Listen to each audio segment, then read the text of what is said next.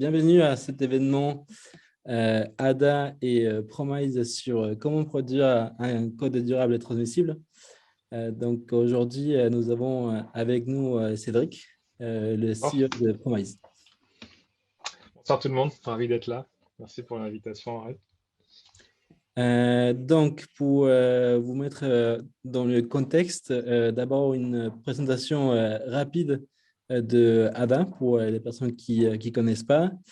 Donc, ADA, c'est une école d'informatique féministe ouverte à toutes et à tous, sans prérequis techniques et où on apprend donc les bases du code. Ah, on a une nouvelle participante hop, qui arrive. Et qui cherche du coup à… On a une mission de favoriser la diversité et l'inclusion dans le monde de la tech. Donc aujourd'hui, on n'a que 10% de femmes développeuses. Et la mission de ADA, c'est de proposer une formation qui est ouverte et qui va favoriser une plus grande inclusion et améliorer ce pourcentage de femmes qui ont accès à des formations de développement. Et dans cette formation, donc, on cherche notamment à transmettre une culture du code qui est de qualité, et du code qui est au service de quelque chose d'autre. Donc, la technique, c'est un outil. C'est un outil pour avoir un impact, que ce soit avec un produit ou un impact plus dans la société. Et pour ça, il est super important d'avoir un code qui est de qualité, qui est transmissible, ce qui va permettre ensuite de bien travailler en équipe et d'avoir un bon fonctionnement des équipes de développeurs. Donc, c'est pour ça qu'on parle aujourd'hui avec Cédric de Promise, parce que produire ce code de qualité est une question pas seulement technique, mais c'est aussi une question de culture. Il est nécessaire dans une entreprise de faire émerger une culture de la qualité du code et c'est quelque chose qui prend du temps. Il y a différentes techniques dont Cédric va nous parler qui vont aider les entreprises à créer du code de qualité, à partager des meilleures pratiques et surtout à partager, avec ce partage des meilleures pratiques, à élever le niveau de tous les développeurs et de faire des développeurs des artisans du logiciel. Alors, on va essayer de répondre à cette question pendant cet événement. Comment cultiver cette culture de code de qualité dans une entreprise? Et Cédric, avec son expertise, va pouvoir nous aider à avoir quelques techniques et quelques réflexes pour améliorer cette qualité du code. Donc, pour commencer, est-ce que Cédric, tu pourrais nous parler de ton parcours? Ouais. Donc moi j'ai un parcours pour le coup complètement technique, c'est-à-dire que j'ai fait mes études à l'université. Voilà, j'ai suivi licence, master en génie logiciel à Bordeaux et en 2011 j'ai démarré une thèse en génie logiciel que j'ai faite au laboratoire bordelais de recherche en informatique, donc une thèse qui a duré 3 ans jusqu'en 2014. La chance qu'on a en génie logiciel, c'est que c'est un champ de recherche qui est quand même assez appliqué. Contrairement à d'autres, on va pas se le cacher, hein, d'autres domaines dans l'informatique qui sont plus théoriques, un peu moins appliqués. Et pendant ces travaux-là, je trouvais qu'il y avait quand même des sujets qui étaient hyper intéressants, hyper concrets. Et à la fin de mes travaux de thèse, justement, avec mon ancien directeur de thèse, Xavier, qui est aujourd'hui directeur du Labri, on a pris l'initiative d'aller plus loin sur les travaux qu'on avait menés et de continuer à réfléchir sur quel projet on pouvait imaginer, quel impact on pouvait avoir pour mettre en œuvre nos idées autour de la gestion de la qualité du code, notamment dans les projets industriels. Et petit à petit, ça en a fait une startup qu'on a fondée officiellement en 2016, donc avec Xavier et Arthur, qui est notre troisième associé fondateur et CTO chez nous. Et le temps passe et ça fait donc 5 années maintenant que Promise existe. Et est-ce que tu Donc, pourrais nous parler un petit peu plus du coup de la mission de Promise et ouais. pourquoi il est important de créer un code durable et transmissible finalement? Alors Promise, nous, notre objectif depuis le début, ça a toujours été d'apporter des solutions innovantes pour nos clients sur la manière de gérer la qualité, le sujet de la qualité des développements, qui finalement est encore trop souvent, c'est une tendance heureusement qui change hein, dans le bon sens, mais il y a encore quelques années, c'est vrai que c'était un peu le parent pauvre, quoi. C'était le truc qu'on mettait de côté. On savait que la qualité du code, les tests, en théorie, quelque chose qu'il faudrait faire, mais bon, voilà, on le faisait pas trop parce qu'il y a toujours ce côté, on est dans le rush, faut aller vite, faut livrer du fonctionnel avant tout et on se préoccupe pas trop de comment c'est fait. Et petit à petit, on se rend compte quand même que bah, ça change et pour différentes raisons qu'on aura l'occasion d'aborder après. Et donc, nous, Promise, notre activité principale, c'est d'être éditeur d'une solution du même nom qui s'appelle Promise, qui est une solution de définition et de partage de bonnes pratiques de développement. Donc, l'objectif de la solution, c'est de fédérer tous les acteurs d'une entreprise, tous les développeurs, les développeuses, sur finalement quelles vont être nos bonnes pratiques en termes de rédaction du code source. Donc ça, on a tout un mécanisme, un écosystème de plugins qui permet d'aider les équipes au quotidien. Et donc cette mission, pourquoi on se l'est fixée? Finalement, pas mal d'entreprises aujourd'hui ont attendu malheureusement d'avoir échoué, d'avoir connu des échecs, des difficultés pour finalement se dire, OK, il serait peut-être temps qu'on change notre manière de faire. Et tout simplement, en fait, ce qu'il faut savoir aujourd'hui, c'est que pour une entreprise, pour qu'elle reste compétitive sur son marché, pour qu'elle puisse délivrer en continu de la valeur à ses utilisateurs, à ses clients, etc. Ça va se faire uniquement si on a une base, enfin uniquement entre autres, mais en facteur principal quand même, ça va être d'avoir une base logicielle qui soit solide et qui soit durable. Ça veut dire une base qui soit évolutive, qui soit bien conçue, qui n'a pas été codée à la va-vite, qui on a mis certaines bonnes pratiques, certains préceptes en œuvre, qui permettent justement à cette plateforme, à ces logiciels d'évoluer facilement. En tout cas, plus facilement que si on n'avait pas mis en œuvre tous ces bons principes et toute cette attention portée à la qualité. Et donc typiquement, ce qu'on sait aujourd'hui, il y a pas mal quelques études qui essaient enfin, qui montrent que en moyenne, dans le monde, un profil développeur-développeuse passe en moyenne un jour et demi par semaine sur de la maintenance de code, comprendre ce que ça fait, retravailler pour ensuite se dire, OK, maintenant je vais pouvoir avancer, quoi. Donc typiquement, vous imaginez que des fois sur un projet, une tâche qu'on décrit, bah, en fait, ça peut prendre suivant les projets, ça va prendre une demi-journée, 2 jours, 3 jours. Des fois, on comprend pas trop, mais pourquoi c'est aussi long? Ça paraît simple. Ouais, mais derrière, si vous avez du code complexe, vous savez que vous allez passer une demi-journée à comprendre où est-ce que vous devez ajouter votre correctif, votre fonctionnalité, qu'ensuite il n'y a pas de test, donc ça veut dire que vous allez devoir tester à la main plein de choses pour vérifier que vous n'avez rien cassé. Tout ça pour dire qu'en fait, maintenir son code dans un bon état, c'est aussi se prévenir de coûts de maintenance qui peuvent être, qui vont forcément grandir avec le temps. Et c'est donc dans le même temps se préserver une forte capacité en termes d'innovation, de time to market. Voilà, parce que si je suis sur un secteur où il faut que j'aille vite et que mes concurrents ils vont plus vite que moi parce que moi mon code il est sale, en gros, en grosse caricature bien sûr, mais voilà, ça c'est quelque chose qu'on a forcément envie d'éviter. Et derrière les coûts de maintenance, il y a aussi les risques de bugs. Voilà, forcément, si on ne fait pas attention à la qualité de ce qu'on écrit, il y a des risques de bugs qui augmentent, ça ne veut pas dire qu'il y en a, mais statistiquement, il y a plus de chances. Et ça, c'est quand même des choses qu'on essaie d'éviter. En termes d'expérience utilisateur, c'est quand même pas génial. Et derrière, en image de marque, c'est pas génial non plus. Voilà. Et donc, ça implique forcément derrière préserver une bonne satisfaction client. Alors, il y a plein d'applis qui fonctionnent très bien et derrière qui sont codées n'importe comment. Mais ça, c'est pas des choses qui durent dans le temps. Ça peut être un petit projet qui a été fait, une app qui tourne, mais derrière, s'il faut que l'application elle change tous les mois, qu'on rajoute plein de fonctionnalités, etc., il y a quand même des chances qu'au bout d'un moment, bah, ça explose, quoi. Et le côté humain qui a été un peu négligé ces dernières années, et on en reviendra dessus, je pense, un peu après, sur le côté artisanal logiciel, c'est que finalement, on a un peu vu le métier de développeur bah, comme quelque chose, finalement, on est tous pareils, on écrit du code de la même manière, on est des simples exécutants. Et que finalement, bah, le code qui soit propre, sale, bleu, vert, bon, de toute façon, c'est pas très grave, on en est payé à écrire du code, donc à la limite, on s'en fout, quoi. Et il y a aussi bah, cette tendance qui évolue de plus en plus, c'est que finalement, les personnes qui font ce métier-là ont envie de travailler dans un environnement bah, sain et dans lequel finalement on favorise, on met en avant ces sujets-là de qualité. Ça veut dire que le code source, c'est notre environnement de travail, c'est presque notre outil de travail, c'est notre lieu de travail quand on développe. Donc, on a envie que que ce soit bien fait, que les gens qui passent par là prennent soin de ce code source. Et donc, finalement, c'est aussi des sujets qui sont régulièrement abordés lors des entretiens d'embauche. C'est que, voilà, à quoi ressemble votre code?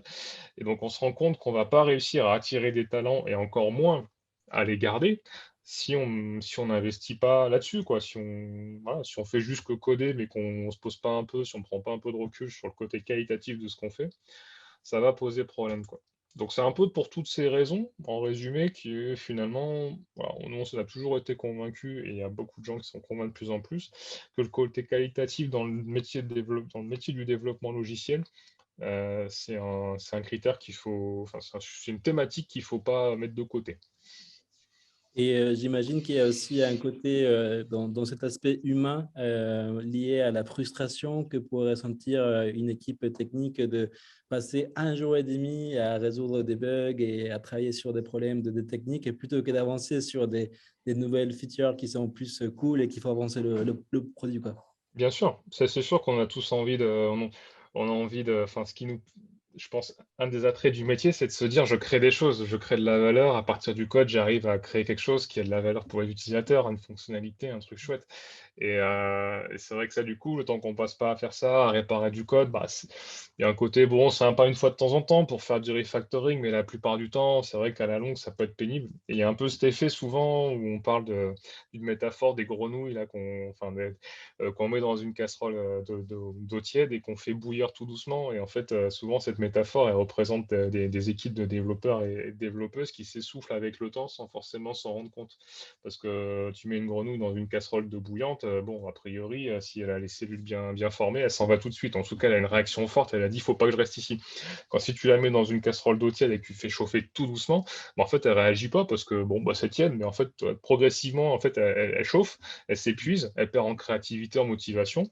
Et en fait, elle ne se rend pas compte. Tu vois. Et à un moment donné, ça va avoir un déclic. Elle va se dire, attends, qu'est-ce que je fais là? Il faut que je m'en aille. Mais il y a vraiment ce phénomène ouais, où en fait, tu t'habitues à des contextes compliqués et voilà, tu considères que c'est normal. Et dans beaucoup de contextes, voilà, c'est comme ça aujourd'hui pour plein de tas de raisons, hein, malheureusement. Donc ce côté humain, bien sûr, c'est quand on voit aussi la difficulté, la complexité du marché, etc. Ça fait réfléchir pas mal d'entreprises aussi, quoi. Donc finalement, on pourrait croire que cette question sur la qualité du code, c'est quelque chose de très technique au début, mais on se rend compte que les implications d'un point de vue humain dans les entreprises, aussi économiques, ce que tu disais pour Oui, l'innovation, pour le temps pour amener de nouveaux produits qui est diminué, etc., enfin, ça a beaucoup d'implications différentes.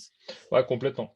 Ouais, c'est vraiment ça qu'il faut retenir, c'est qu'on parle pas juste, c'est pas un délire technique, c'est pas une préoccupation que développeur. Enfin, nous, en tant que développeurs, on est là au service d'une entreprise, d'un business pour, voilà, accélérer, digitaliser, catalyser l'activité business, quoi. Donc, il faut, voilà, c'est un vrai enjeu et si on veut que ça suive tout ça, voilà, je dirais que dans toutes les parties d'une entreprise, il faut que ça suive, que ce soit performant, quoi. Tout comme demain, si on fait un produit, mais qu'on a des équipes commerciales voilà, qui ont leurs propres problèmes de qualité, forcément, vont pas vendre ou elles vont vendre trop lentement et ça va générer d'autres problèmes, quoi. Donc, si là, on rentre dans le vif du sujet, il y a quelques termes qui sont peut-être un peu obscurs et qui font peur quand on commence à parler de la qualité du logiciel et du code qui est durable et transmissible. Donc, est-ce que tu pourrais nous donner des définitions, par exemple, de l'artisanat logiciel, Mm, du clean code, du test-driven development, mm. du behavioral-driven development, et ces concepts un peu clés, mais qui aussi font un peu peur pour les non-initiés. Mm. Et qui apparaissent beaucoup sur les offres d'emploi notamment parce que c'est un peu Aussi. des buzzwords. Donc, donc c'est vrai que c'est intéressant de savoir ce qui se cache derrière.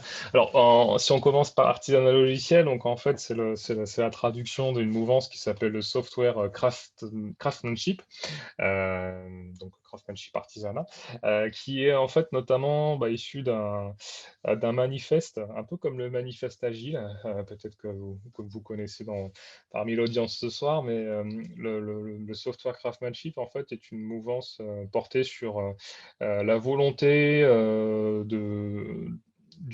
comment dire, d'avoir un regard sur son métier en tant que développeur, un peu différent, porté sur sur la recherche d'excellence technique, porté sur le partage, l'apprentissage, le compagnonnage, une vraie implication dans le contexte métier. Vraiment de ne pas avoir cette posture, ce que j'ai dit tout à l'heure, en fait, d'exécutant, où je prends une tâche, je la fais. C'est vraiment se poser constamment des questions, à prendre du recul, challenger finalement qu'est-ce que veut vraiment mon client? Est-ce que moi vraiment je comprends son besoin, son métier? Il faut vraiment que je sois impliqué là-dedans et que je fasse preuve aussi de pragmatisme dans ce que je fais. Ne jamais négliger le côté qualitatif du code. Tout ce que je vais le faire bien. Et le côté qualitatif, ça ne veut pas dire que je vais faire de la sur-ingénierie. Ça, c'est pas de la qualité. Mais en fait, finalement, la meilleure qualité d'un code, c'est qu'il soit simple et facile à comprendre. Et ça, c'est pas facile, mais quand on y arrive, bah, c'est super. Donc le craft matching, voilà, ça en fait, ça a notamment été amené, c'est en fait basé sur les principes du manifeste agile. Donc si vous ne connaissez pas, je vous invite à vous trouverez facilement des ressources là-dessus. Sauf qu'en fait, il y a eu un effet dans les années 2000 qui s'appelle la gueule de bois agile, où en fait, il y a eu un essor de l'agilité dans tous les secteurs, tous les domaines métiers d'ailleurs. Enfin voilà, il y a eu plein d'agile. Et en fait, il y a eu quelques dérives, notamment parce qu'on a un peu trop mis l'accent sur le côté livraison rapide de l'agile. C'est genre, c'est génial, on fait des sprints de 2 semaines ou alors on essaie de faire des choses en continu. Enfin, on essaie vraiment d'optimiser à fond la chaîne de production, c'est-à-dire de délivrer au plus court et au maximum en fait de nos capacités. Et bah, finalement, tout ça, ça a un peu donné une image où on industrialisait un peu le métier du développeur. Et en fait, dans toute cette frénésie, le côté qualitatif n'était pas forcément toujours mis en avant. Parce que dans le manifeste agile, ça apparaissait pas. Parce que bah, finalement, les personnes qui ont décrit ce manifeste, qui sont des personnes de grande réputation dans le secteur de l'informatique, pour eux, c'était même pas un sujet que la qualité faisait partie de ça, puisque finalement, pourquoi est-ce qu'on ferait quelque chose pas bien? Voilà, et donc finalement, il y a un peu ce côté où, bah, si vous lisez Manifeste Agile, c'est vrai qu'il n'y a pas de notion technique derrière parce que c'est implicite. Et donc finalement, le manifeste du software craft matching reprend un peu ces préceptes du manifeste agile en y ajoutant des connotations justement techniques. Se dire finalement, c'est bien d'avoir des logiciels qui marchent, mais il faut qu'ils soient bien conçus, sinon ça n'a pas de valeur. Parce que vous n'allez pas être capable de le maintenir demain. Si vous allez devoir tout jeter pour tout recommencer, à quoi bon? Voilà, c'est une perte de temps et d'argent. Donc c'est vraiment une réflexion sur voilà, comment moi je peux vraiment, enfin en tant que développeur, c'est quoi ma quelle doit être ma posture? Comment est-ce que je peux apprendre? Comment est-ce que je peux me former? Voilà, donc sur ça, c'est vraiment état d'esprit. C'est vrai que le mot-clé que Craft Matchup, c'est un peu un mot-clé aussi dernièrement. Bon, je disais ça un peu en rigolant tout à l'heure, mais c'est vrai, il y a un petit peu cet effet où pour attirer des développeurs, développeuses un peu plus passionnés, on va entre guillemets, on va mettre ces mots-clés-là. Donc le côté craft, ouais, c'est vraiment avoir une volonté de développer en cherchant constamment à s'améliorer, en se posant des bonnes questions et en s'appuyant derrière sur un ensemble de méthodologies. Certaines notamment, pour reprendre la suite de la question, tu parlais de Clean Code. Donc, clean code, c'est un mot-clé qui revient souvent, effectivement. Donc, c'est issu notamment d'un ouvrage du même nom de Robert C. Martin en 2006, que je vous invite d'ailleurs à lire si vous avez l'occasion, qui est assez accessible, voilà, découpé en plein de chapitres, et qui finalement est là pour donner quelques grands principes sur finalement comment est-ce qu'on peut faire du code propre et compréhensible par tout le monde. Ce qui est la définition, une des définitions finalement d'un code de qualité avant tout. C'est pas voilà, c'est pas un code complexe, voilà, c'est finalement du vrai beau code. C'est un code qui est simple justement et qui fait des choses extraordinaires à côté. Et donc souvent quand on parle de faire du clean code, on met en application un peu certains principes qui sont issus de ce livre-là. Il y a notamment des sujets autour du nommage. Il y a un chapitre entier sur le nommage. Je ne sais pas si tout le monde ici ce soir développe code, mais comment est-ce qu'on choisit le nom de sa méthode, de sa variable, expliquer que le nom, on utilise des mots qui reflètent une intention, etc. En fait, c'est une vraie réflexion et se poser 30 secondes des fois pour se dire c'est quoi le meilleur nom que je peux donner à ma fonction, c'est pas aberrant parce que ça va faire gagner beaucoup de temps aux personnes qui vont repasser après vous. Donc voilà, c'est vraiment de se dire avoir une approche où je m'efforce de définir bien mes concepts métiers Voilà. Merci effectivement pour pour la C'est référence. bien ce livre-là dont tu parles? C'est un livre qui s'appelle, alors c'est pas tout à fait celui-là, c'est Clean Code tout court. Clean Ok. Architecture, c'est complémentaire. Là, c'est plus sur des règles de découpage métier, qui est un sujet un peu plus avancé, mais qui est tout aussi intéressant. Dans le livre, ça s'appelle vraiment pur Clean Code. Donc ça, c'est des principes souvent qui sont forcément qui sont plébiscités par les personnes qui ont cet état d'esprit orienté craft, justement. Parce que derrière, ça fait partie des outils qu'on va utiliser au quotidien pour pour produire du code propre, quoi. Et parmi donc ces autres outils, on a différentes méthodologies souvent qui reviennent. Donc des méthodologies notamment qui peuvent être tout ce qui va être revue de code, pair programming, voilà, le fait de développer à deux, à plusieurs, sous forme de mob programming. Ça, voilà, c'est des sessions où finalement on est là pour partager de la connaissance. Donc ça, c'est souvent plébiscité aussi. C'est tout ce qui est issu finalement de l'extreme programming, l'XP, qui est finalement aussi un framework agile, comme peut l'être Scrum, et qui finalement est beaucoup orienté, et plus orienté technique que Scrum, qui lui est plutôt orienté sur des process de développement finalement. Et donc, parmi aussi d'autres méthodologies dont tu parlais, il y a tout ce qui concerne le TDD, le BDD, alors qui sont peut-être des termes que vous connaissez déjà. Pour les reprendre dans l'ordre d'utilisation, on va d'abord parler de BDD, qui est le Behavior Driven Development, pardon pour mon anglais. Le développement dirigé par le comportement, si je traduis ça. L'objectif du BDD, si vous voulez, c'est d'arriver en fait à faire émerger des exemples de comportement de votre application. Quand je parle de comportement fonctionnel. Et en fait, comment on va faire ça? C'est qu'on va travailler sous forme de session avec trois types d'acteurs. On va avoir des personnes de la QA, donc des personnes qui s'occupent plutôt de la qualité des tests, des profils qui sont plutôt sur le développement, et on va avoir le métier, donc des product owners ou le client. Et on peut inclure autant d'autres personnes qu'on veut. Parce que finalement, qu'est-ce qu'on vient faire là-dedans? À travers des sessions, des ateliers, voilà, vous trouverez différentes méthodologies sur comment est-ce qu'on fait un atelier de BDD. Mais en fait, on vient décrire des fonctionnalités et on vient donner vraiment des scénarios concrets. On va donner des exemples avec souvent une structure qu'on va utiliser notamment avec un langage qui s'appelle Gherkin, mais qui est souvent en gros un langage qui permet de décrire des scénarios concrets avec une structuration qui va être généralement constituée de plusieurs blocs qui vont être bien souvent, étant donné un contexte, quand il se passe ça, il va se passer ça.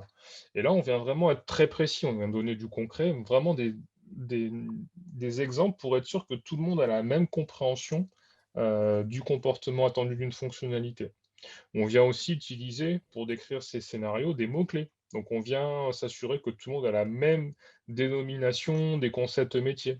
Voilà, que moi, j'appelle pas telle chose avec un mot, que lui avec un mot, qu'elle avec un autre mot. On se met aussi d'accord sur ce qu'on appelle un langage, un ubiquitous language, quoi, un langage commun à tout le monde.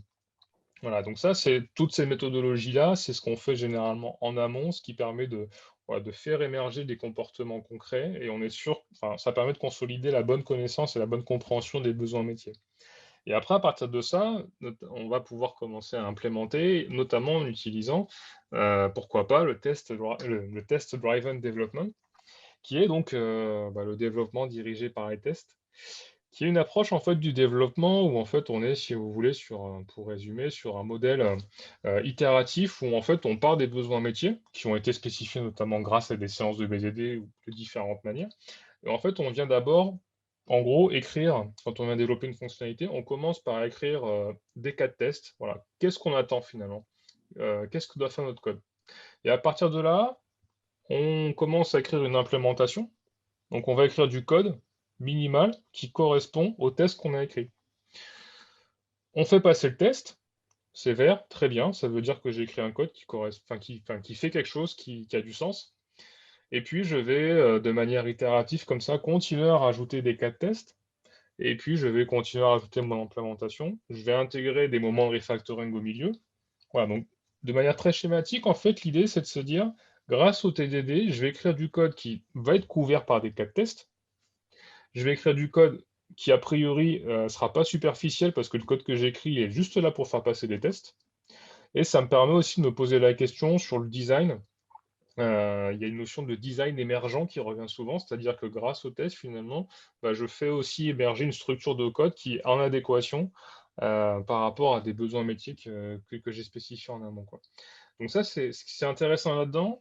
S'il y a des personnes qui un jour la font du test, gardez bien en tête que c'est beaucoup plus difficile de tester a posteriori que en amont. C'est-à-dire que si vous écrivez d'abord votre code, vous écrivez des fonctions, vous ne posez pas trop la question du découpage, et à la fin vous dites, ah ben tiens, maintenant il faudrait peut-être que j'écrive des tests, ça va être compliqué, parce que votre code, s'il n'a pas été conçu de manière unitaire, enfin, testable, ça va être chaud de faire entrer dans le moule, quoi. Vous allez faire des découpages un peu farfelus, c'est pas génial. Alors que si dès le début, on écrit d'abord les tests et ensuite le code, bah déjà, il est testable par nature. Et en termes de maintenance, bah, ce qui est agréable, c'est qu'ensuite, quand on va le faire évoluer, on aura notre filet de sécurité avec une batterie de test qui sera là, quoi. Donc ça, voilà, c'est des approches alors, qui sont pas évidentes aussi à apprivoiser, on va pas se le cacher. Ça demande un petit peu de travail, d'apprentissage, mais une fois qu'on a mis les mains dedans et qu'on a vu un peu les gains, euh, bah, c'est quand même vachement intéressant. Voilà. Donc voilà Et, pour donner un peu quelques éléments de réponse sur les mots-clés. et juste si il y a des personnes qui commencent à coder et qui commencent à découvrir ce que c'est un test, est-ce que tu pourrais nous expliquer vraiment en deux phrases ce que c'est un test dans le code? Alors un test au niveau du code, si j'essaie de résumer ça, bah, c'est du code avant tout. C'est du code aussi important que votre code métier. C'est tout simplement du code qui est là pour vérifier que le code que vous écrivez euh, est censé faire bah, ce qu'il est, enfin, fait bien ce qu'il est censé faire. Voilà. Donc c'est tout simplement, si vous voulez, un mécanisme de vérification. Vous écrivez un scénario en disant, bah voilà, à la fin, on doit vérifier telle propriété, il doit se passer ça. Et derrière, il vient exécuter votre code que vous avez écrit. Et si ça passe, bon, a priori, ça veut dire que votre code n'est pas trop mal implémenté. Voilà. Donc en fait, ça reste du code. C'est souvent dans des dossiers, des fichiers différents. Ça dépend. Mais ça reste du code et qui est tout aussi important en termes de gestion de qualité que le code pur métier, quoi. D'accord, donc c'est vraiment un code qui va vérifier, qui va être là pour checker que le code qu'on a écrit fonctionnel, il va vraiment répondre à ce qu'on voulait faire à la base. Ouais, c'est ça. En fait, il va avoir deux issues quand on l'exécute, vert ou rouge. Vert, ça veut dire que bah, c'est bien, enfin, il n'y a pas de problème. Rouge, ça veut dire qu'il y a un problème. Voilà. Donc, il est là pour ça. Il constitue une documentation aussi pour le code parce que ça permet, quand on lit les tests, de comprendre ce que fait l'application. Donc, ça, c'est aussi un avantage. Et après, ça pose la question d'apprendre aussi à écrire des bons tests, des tests de qualité. Et ce qui est aussi un sujet pas forcément évident. Donc, sur le principe, voilà, il y a beaucoup de choses qui sont intéressantes. Et il faut vraiment, via l'apprentissage, on apprend justement à écrire des tests qui soient pertinents, trouver le bon niveau de granularité. Est-ce que je teste à bas niveau, moyen niveau, haut niveau? Voilà, ça, c'est plein de questions qui sont très challengeantes au quotidien, ouais, quand on développe. Et est-ce que tu penses qu'il y a un meilleur moment de la carrière d'un développeur pour commencer à adopter ces principes Mm. de l'artisanat logiciel, du clean code et ces différentes pratiques, ou c'est quelque chose qu'on peut adopter dès le début? Alors, je pense que c'est quelque chose qu'on peut adopter dès le début. Ça suit en plus, je pense, l'approche, la philosophie du craftsmanship, qui est de se dire, finalement, je peux très bien toute ma vie rester développeuse, parce que de toute manière, c'est un milieu qui évolue constamment. Et j'ai toujours besoin de me former, je peux toujours m'améliorer. Donc, je suis pas dans un métier figé. Donc finalement, je peux le faire à n'importe quel moment. C'est vrai qu'après, si je démarre tout juste, voilà, si je suis vraiment junior, je pense qu'il faut. C'est intéressant parce qu'on n'est pas formaté. Donc ça, parfois, c'est compliqué aussi de changer les habitudes des personnes qui sont peut-être plus seniors, mais des fois qui sont plus réticentes au changement, surtout quand il s'agit des méthodologies de travail, parce qu'elles sont un peu, voilà, elles ont pris leur habitude et elles sont un peu convaincues comprennent pas forcément qu'il y a mieux à faire. Donc tout dépend au niveau de l'ouverture d'esprit, je pense, avant niveau de vraiment, sans parler forcément de moments dans la carrière. Et quand on est junior, je pense que c'est assez intéressant parce qu'on est aussi dans cette phase où on doit apprendre des choses et je pense que l'esprit, en tout cas, du craft, on peut l'avoir à tout moment parce que c'est vraiment plus un état d'esprit. Après, le savoir-faire technique associé, je pense que c'est intéressant peut-être de cadencer ça, notamment, bon, on parlait de clean code. Ça, c'est des choses que je pense qui sont intéressantes à réfléchir au début, au moins pour garder ça en tête. Et puis progressivement, peut-être monter sur des sujets autour du TDD voilà, qui demandent aussi d'être un petit peu à l'aise quand même avec le code. Et je parle pas après des sujets de tout ce qui est clean architecture, domain-driven design, qui sont des sujets quand même un peu plus complexes. Ça veut pas dire qu'ils sont pas accessibles à des personnes juniors, hein. Je veux dire, même, enfin, pas mal de boîtes et pas mal de gens essaient d'en faire et se posent encore beaucoup de questions parce que c'est loin d'être évident. Donc, je pense que c'est bien d'avoir peut-être comme ça différents objectifs qu'on vient se planifier dans le temps. Mais la réflexion du code propre, elle doit arriver à n'importe quel moment et elle devrait arriver théoriquement, ouais, c'est ce que vous faites au sein de la Tech School et c'est génial au moment de la formation. Parce que finalement, voilà, c'est par rapport à tout ce qu'on s'est dit, ça devrait être universel ce sentiment de dire faut pas juste coder pour que ça marche, faut coder pour que ça marche et que ce soit bien fait. Effectivement, un des modules de la formation de la Tech School traite ces sujets de, comment implémenter les différents tests et à différents niveaux d'abstraction, et aussi comment avoir cette optique de TDD. Donc, je commence par concevoir mes tests et après le code fonctionnel. Donc, Mm. c'est quelque chose qui fait partie de l'ADN de ADA parce que justement, on est assez aligné avec les valeurs de l'artisanat logiciel dans le Mm. sens où il faut du code de qualité, il faut du code qui est transmissible parce que c'est ce qui est important pour travailler bien en équipe. Et ça, c'est hyper important pour ADA. Et aussi, je me rappelle qu'un des éléments du manifeste de l'artisanat logiciel, c'est par exemple, il faut voir un client pas comme un client qui va juste consommer ton code, mais aussi comme un partenaire qui va t'aider à améliorer ton code. Et finalement, il y a cette idée d'avoir un impact derrière. Donc, tout ce que tu fais, c'est de la technique au service de quelque chose d'autre. Donc là, c'est au service d'un client qui est finalement ton partenaire qui va te permettre d'avoir des retours sur comment ça marche, qu'est-ce que tu es en train de coder, ton application, et avoir une bonne qualité de ton code pour que ça marche et ça donne un bon service. Mm. Donc, Non. est-ce que tu aurais peut-être des conseils à donner pour implémenter ces pratiques au niveau entreprise, par exemple avec des rituels ou des Mm. outils? Mm.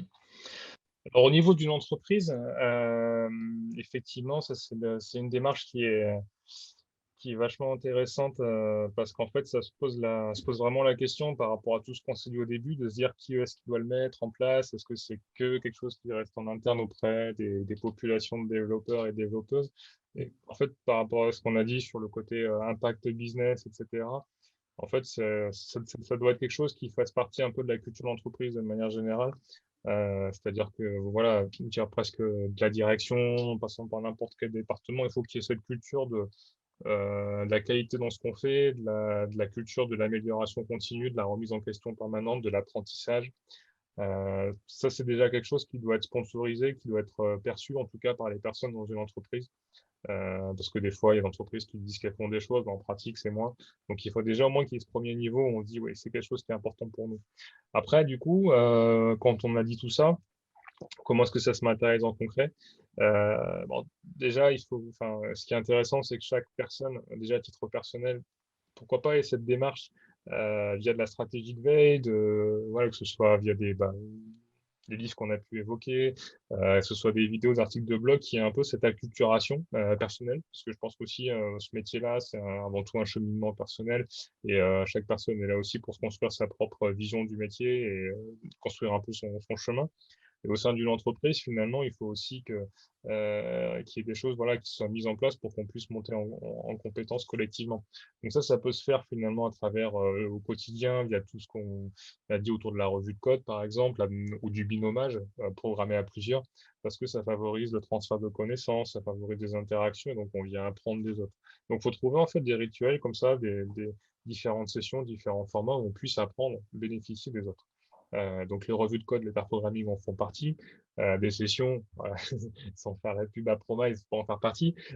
Tout ce qui peut être aussi coding dojo, des katas, c'est-à-dire on se retrouve à plusieurs, on travaille sur un exercice de programmation pour mettre en pratique par exemple du TDD. Ça, c'est des sessions où voilà, on est tous autour d'une table, 5 ou 6 personnes, 10, voilà. On est une équipe et on a un système de clavier tournant et on vient tout simplement travailler ensemble sur un exo, pas dans le but de le finir, mais dans le but de pratiquer ensemble des choses.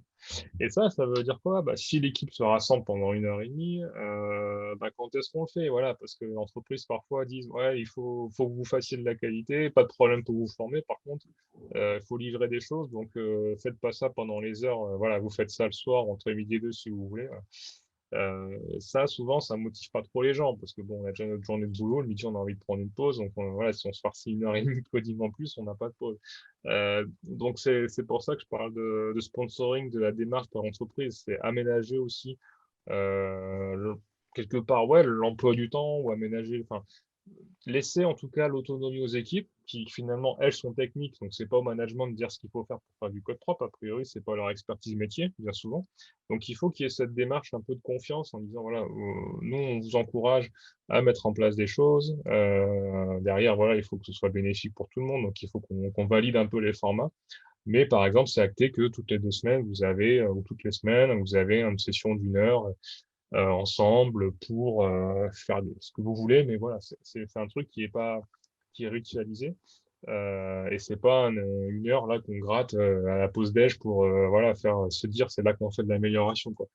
Donc ça déjà c'est des marqueurs qui sont assez forts, donc c'est avoir en interne déjà de la compétence, de l'expertise, donc soit des personnes qui sont capables de partager, de transmettre, soit faire appel pourquoi pas de la ressource externe. Par exemple, ça peut être de dire on va suivre une formation avec telle personne qui va nous sensibiliser, nous former à ça.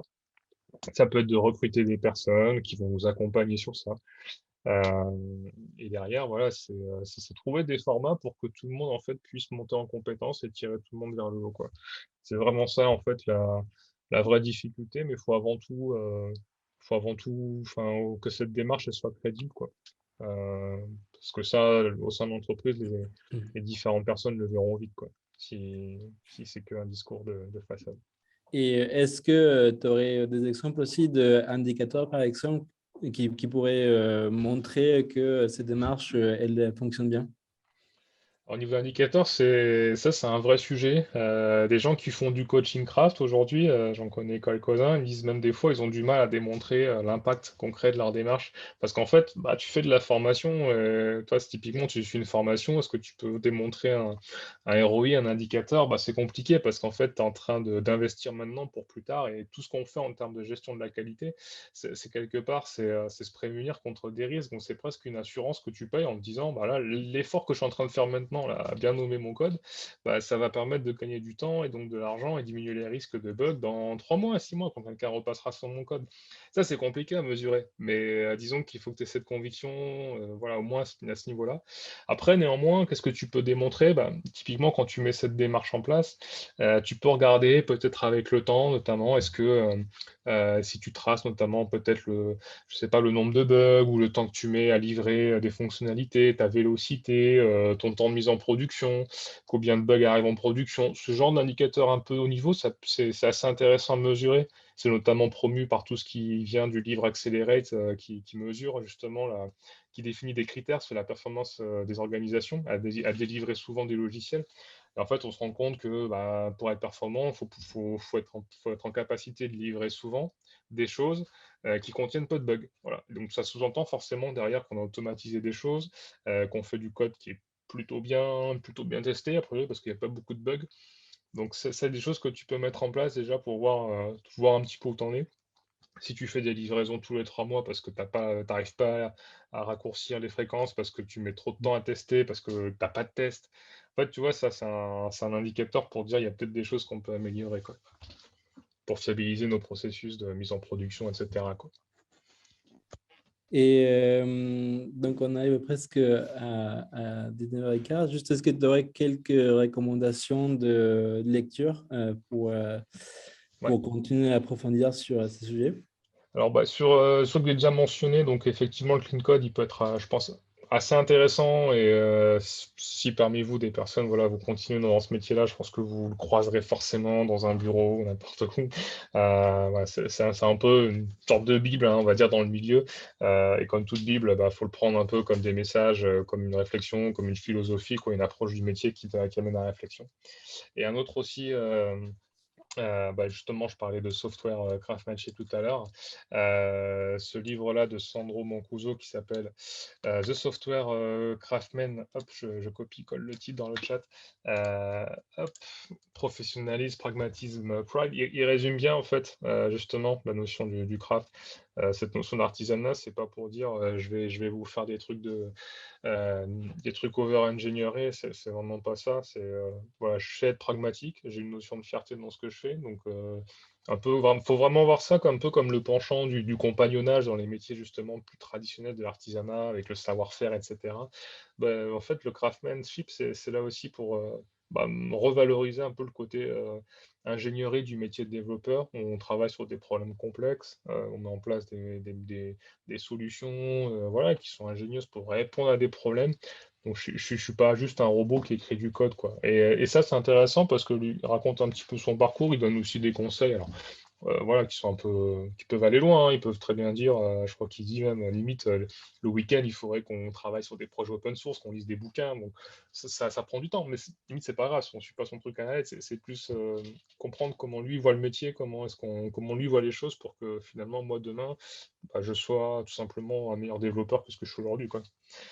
Donc ça, c'est des sujets aussi intéressants. Et sur le TDD, j'en mets un dernier exemple qui s'appelle TDD by Example, donc Test Driven by Example, qui est l'ouvrage de Ken Beck de référence sur le sujet. Il voilà, donne des exemples, c'est très bien fait.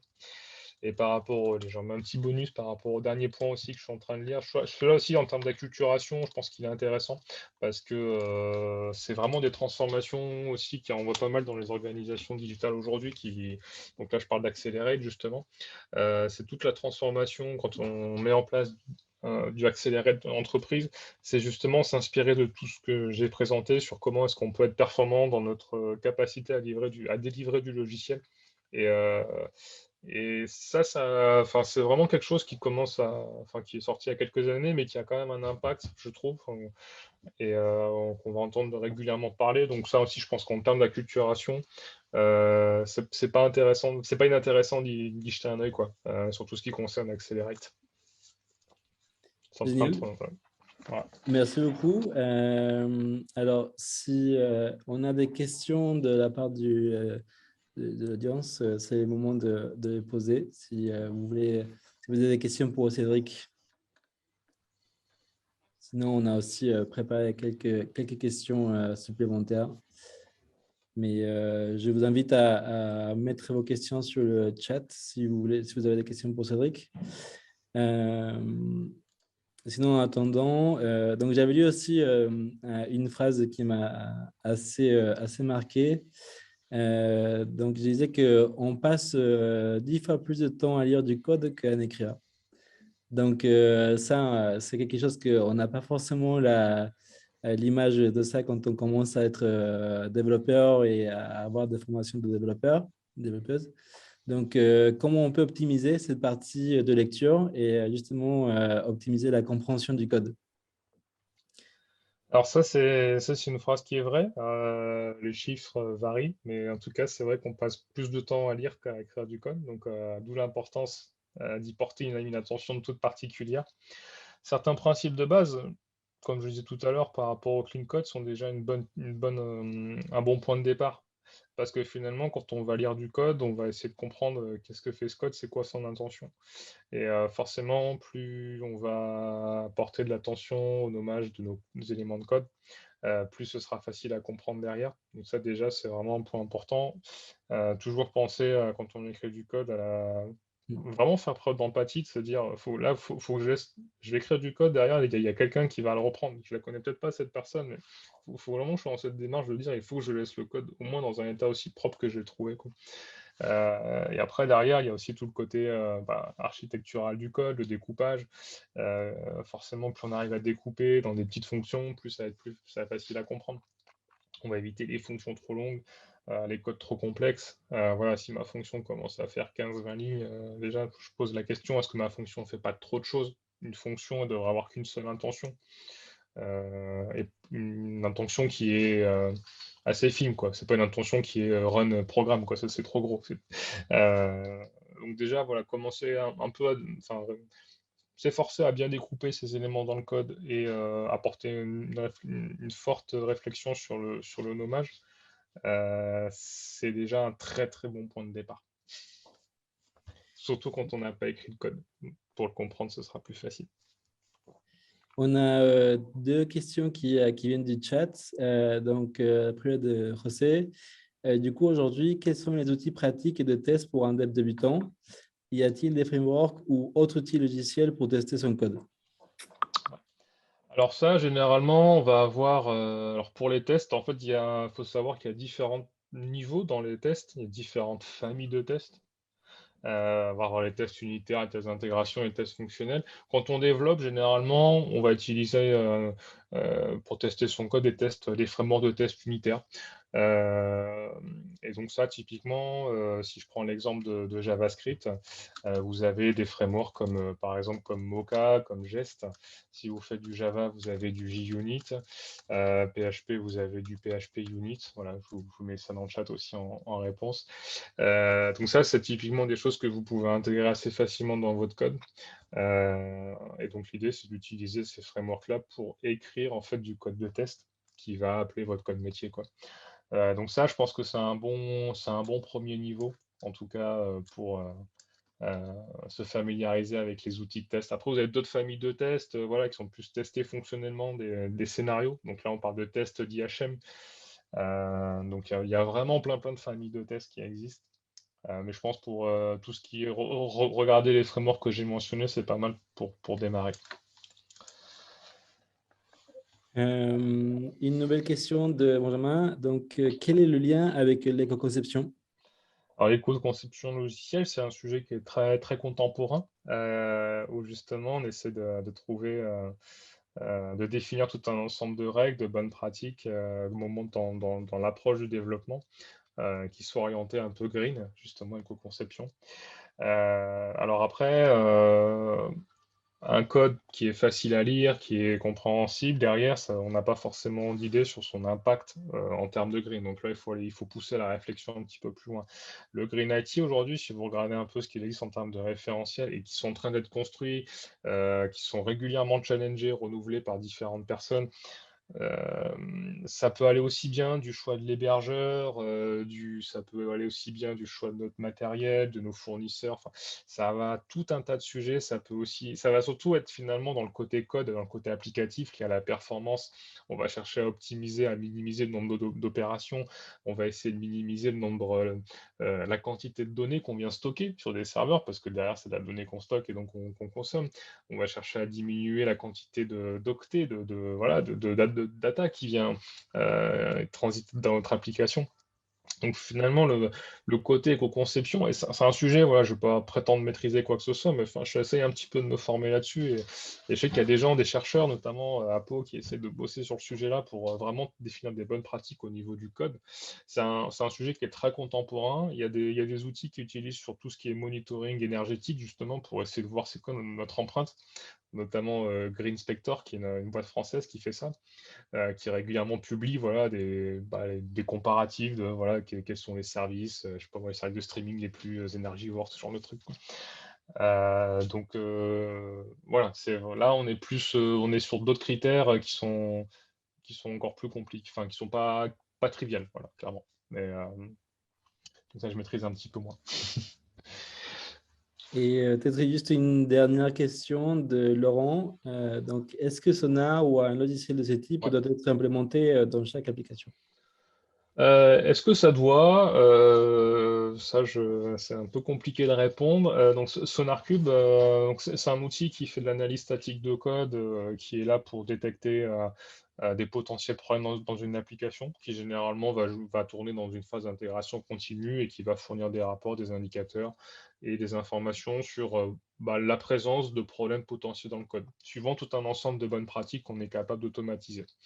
Finalement, ça reste un bon support. C'est vrai qu'après, il y a toujours une problématique avec cet outil, que les équipes vraiment s'en servent. Il y a des dérives par rapport à ça, c'est souvent du management non technique, va piocher des indicateurs là-dedans et on fait un peu n'importe quoi. Ça, c'est un autre sujet. Donc, je ne veux pas dire, en fait, il faut. Après, je pense que c'est bien d'avoir un outil type ESLint, par exemple, pour JavaScript. PHP, il y en a plusieurs aussi qui existent, ou SonarCube, qui est assez générique parce que c'est un bon support et que ça va être capable de nous aider à trouver potentiellement des problèmes dans le code que notre œil humain peut avoir des difficultés à voir, en tout cas de manière aussi efficace. Donc en fait, il ne faut pas les prendre, ces outils, juste comme quelque chose où s'il y a pas de, si l'outil ne remonte pas de problème, ça ne veut pas dire que votre code est propre. Moi, je peux vous faire du code absolument immonde et SonarCube pourra très bien me dire, pas de problème, ton code est clean, j'ai pas détecté de problème. Faut pas le prendre comme ça. Voilà, c'est ça qui pose problème. Faut plus le dire, c'est un support. S'il n'a pas trouvé de problème, bah, ça veut juste dire que dans la famille de problèmes qu'il est capable de trouver, Mm. il n'en a pas trouvé chez moi. Voilà. Maintenant, moi, il faut que je fasse d'autres choses pour m'assurer qu'il n'y a pas d'autres problèmes. Donc c'est un bon support si vous l'avez. Moi, je considère que c'est toujours un bonus. Voilà. Ça m'a fait penser à une étude qu'a partagée Octo, où il disait qu'une revue collective permet de détecter 65% de défauts, une revue par un pair 50% de défauts et les tests automatisés 30%. Donc, est-ce que tu veux aussi d'autres bénéfices que peut apporter des revues de code collective ou par un pair? Ouais. Ah bah, ça c'est vrai que la revue de code, ce qui est super intéressant, c'est qu'il y a des gains qualitatifs sur le code par rapport à ce que tu viens de dire. Et il y a surtout aussi, enfin, également un côté social, un côté humain qui est vachement présent parce que finalement, c'est un exercice de communication, c'est un exercice d'interaction et donc c'est un lieu finalement de partage, de transfert de connaissances, une revue de code. Donc, on apprend des choses, on explique des concepts, on apprend des bonnes pratiques. Voilà, donc tout ça, c'est un côté qui est vachement bénéfique, au-delà de juste s'assurer que le code il est valide, quoi, il est clean pour aller en prod. Donc il y a vraiment ce côté humain qui est super intéressant. Il fait un exercice, vraiment, quand on dit que c'est un exercice, c'est qu'en fait, euh, il y a vraiment une attitude, une bonne attitude à avoir quand on fait de la revue de code. Vraiment se dire, dans la manière dont je vais formuler, moi, en tant que reviewer, mes remarques sur le code, euh, voilà, faut que je fasse gaffe à ce que je dis. C'est en ça que c'est dur. Ça peut très vite mal tourner si je suis un peu maladroit, que voilà, je mets un peu en avant, je pointe un peu du doigt la personne au lieu de son code. Si je suis dans le négatif, je suis pas dans le positif. Si je mets en avant des problèmes, mais je dis pas comment les résoudre. Enfin, en fait, ça peut très vite être contre-productif cet exercice. Donc c'est vraiment un exercice qui est voilà bon après c'est beaucoup de bon sens hein, mais jamais négliger ça. Quand on fait une revue de code, quand on met des commentaires, vraiment toujours essayer d'être dans la discussion, la proposition, l'interaction, la suggestion. Donc ne serait-ce qu'en termes d'interaction, de cohésion d'équipe, c'est toujours chouette parce que quand c'est bien fait, ben, on a l'impression que quelqu'un a passé du temps à relire notre code, à nous proposer des choses et ça c'est plutôt cool. Quelqu'un, on sent qu'il n'a pas pris le temps de relire bah, en fait, c'est pas, ça sert à rien, quoi. Et puis, c'est un peu, c'est pas vexant, mais voilà, il y a un côté un peu frustrant, quoi. Oui, juste pour conclure, oui, avec aussi le lien avec la formation ADA, ça c'est quelque chose qui est pour nous très important, ce côté de revue de code et de programmer en groupe ou en pair, qui est très présent sur toute la formation. Et justement pour ces côtés humains et savoir comment communiquer, comment ça va partager ses idées, comment aussi gérer les émotions, peut-être quand on reçoit des critiques ou des commentaires d'amélioration de son code, ce qui est super important et qui est après très utile pour apprendre à travailler vraiment en entreprise et avec des développeurs du monde professionnel. Merci Très bien que beaucoup, vous le fassiez. Cédric. Bah, Euh, avec plaisir. Merci à tous pour votre temps. Nous, on va faire, comme d'habitude, un CR de l'événement et partager cet événement en ligne. Merci à tous pour votre temps et bonne soirée. Bonne soirée. Encore merci Aurel pour l'invitation. Au revoir. Portez-vous bien. À très bientôt. Au revoir.